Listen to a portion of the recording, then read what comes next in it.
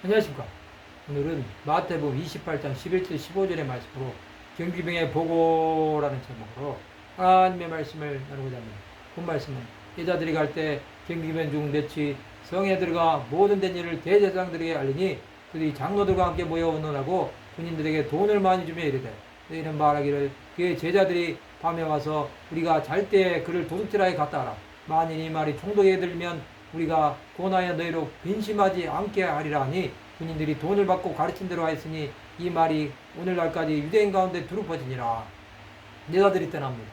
그때 경비병 중 몇이 성에 들어가 예수 그리스도의 부활 사건을 대제사장들에게 전합니다. 그들은 장로들과 함께 모여 의논하여 군인들을 돈으로 매수하여 예수 그리스도를 제자들이 도둑질하게 갔다고 거짓말을 시킵니다. 군인들은 그 말을 듣고 가르친 대로 하였습니다. 이것을 유대인들은 지금도 믿고 있는 것입니다. 그들에게 예수의 부활은 중요하지 않았습니다. 다만 자신들의 기득권이 무너질까봐 두려워했던 것뿐입니다. 그들은 인본주의자들이었습니다. 하나님을 두려워하지 않고 자신들이 마음대로 할 수 있다고 생각한 것입니다. 그러나 예수의 부활은 막을 수 없었습니다. 이제 그들은 근심이 가득했습니다. 예수를 십자가에 못 박았는데 부활하심으로 모든 것이 엉망이 되어 버린 것입니다.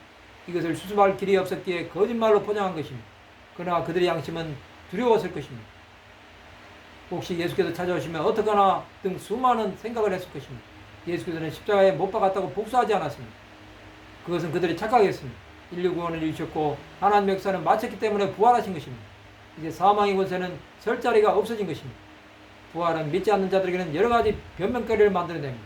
그것은 기독교의 교리일 뿐이다. 또 죽은 자가 어떻게 살아나느냐고 합니다.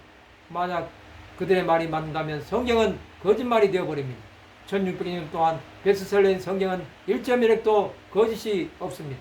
그런 하나님의 말씀의 핵심은 십자가의 고난과 부활입니다. 이것은 변할 수 없는 사실입니다.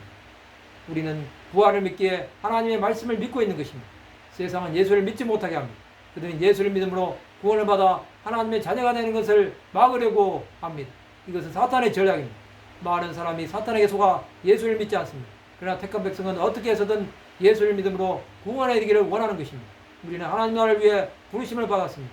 세상이 우리를 속이려고 해도 절대로 속지 마시기 바랍니다. 예수 안에 거하는 자들은 부활로 인해 살고 부활로 인해 승리하는 것입니다. 이것이 우리가 이 땅을 살아가는 이유가 되는 것입니다. 예수께서는 다시 오시지 않았습니다. 우리는 부활의 주 예수를 만날 때까지 믿음의 길을 가야 합니다. 말씀을 마치고자 합니다. 부활이 것이 아니라 역사적인 사실임을 믿음으로 부활 증인의 삶을 살아가는 하나님의 백성들이 되시기를 주님의 이름으로 축원합니다.